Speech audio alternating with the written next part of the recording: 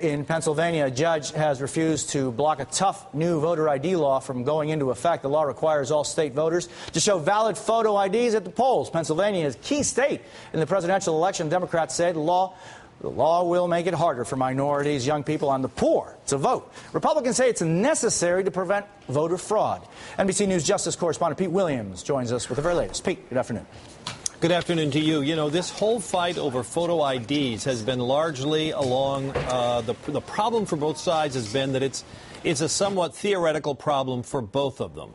And what the judge said today, this is a state court judge, is that even though Pennsylvania can't document any problem in the state with in-person voter fraud, which is what photo IDs are intended to get at, nor could the state show that it's going to be a problem this fall, nonetheless, the judge said he's not convinced that even if this law is enforced, it's going to disenfranchise either immediately or eventually, inevitably, a large number of voters. He said he's satisfied it'll be implemented in a nonpartisan way. Now, he says in the opinion there are undoubtedly some Republicans in Pennsylvania who voted for it, intending to suppress the minority vote, but he says there's no indication that all legislators voted that way. Secondly, he says with absentee voting and provisional ballots and a very concerted public education campaign going on in the state, he thinks that the balance of the equities tilts in the state's favor, so he declined to issue an injunction to stop enforcement of this law. Now,